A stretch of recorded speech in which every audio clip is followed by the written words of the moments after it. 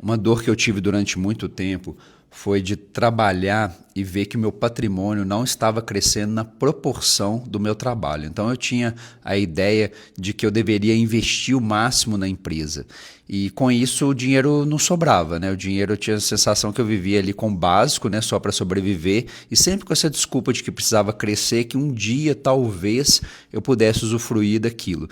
E eu vejo muitas pessoas também, às vezes a pessoa trabalha com CLT, né? Funcionário, ela tem ali uma evolução na carreira ao longo do tempo, e mesmo assim ela continua, à medida que ela aumenta a renda dela, na mesma proporção, ela sobe também o custo de vida.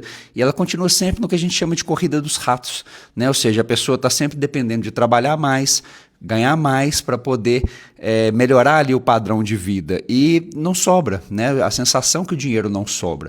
E com base nisso é que eu construí o método para resolver a minha própria dor, né? Ou seja, eu entendi que eu tinha uma série de problemas em relação à mentalidade financeira, né? Porque eu fui criado em um ambiente de muita escassez.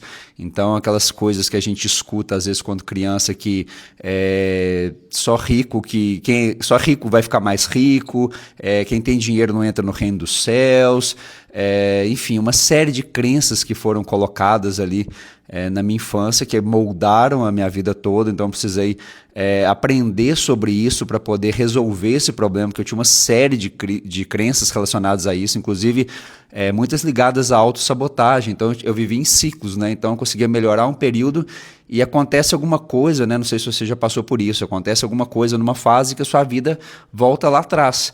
E aí depois você tem que recomeçar de novo, evolui de novo, e acontece um grande problema e você volta de novo. E esse ciclo era infinito, né? Então passei por isso várias vezes, né? Nada conseguia ter uma consistência, um crescimento consistente. E também, além disso, né, uma dor que eu tinha muito era essa questão da organização financeira. Então eu tinha o costume de guardar muito dinheiro. Então, assim, a maior parte da renda eu sempre guardava e tinha dificuldade de usufruir.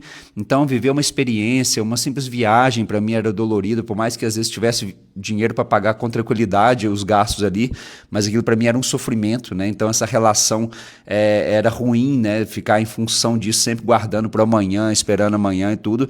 Então dentro disso eu criei a segunda parte do método para poder equacionar essa divisão, que pudesse ao mesmo tempo crescer o patrimônio ao longo do tempo e também poder usufruir, né? Então ter esse equilíbrio ali durante a jornada, porque não adianta a gente ter, é o que eu falo muitas vezes com a Marina, que não tem linha de chegada, né? A linha de chegada é o final, né? É o dia que a gente morrer. Então assim, é um processo contínuo, a gente não coloca uma coisa para chegar ali daqui a 1 ano, 2 anos, aquela ali pode ser uma, mas depois você tem que colocar uma outra, e ali você vai crescendo sucessivamente, né? Ao longo do tempo.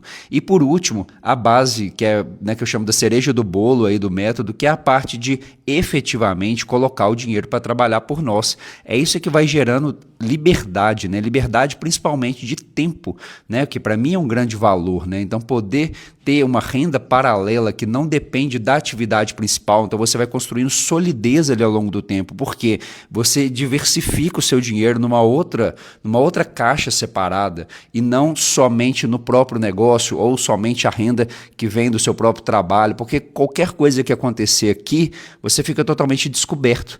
Então, quando eu fiz essa estruturação desses 3 passos, aí mudou muita coisa na minha vida, né? Tanto financeira quanto em outras áreas, né? Sempre que é um valor muito importante para mim, que é esse conceito de liberdade. Então, poder ter essa liberdade de tempo, liberdade geográfica. Então, eu posso trabalhar de casa. Então, sempre eu fui estruturando para que eu pudesse ir construindo isso ao longo do tempo, para que eu não ficasse preso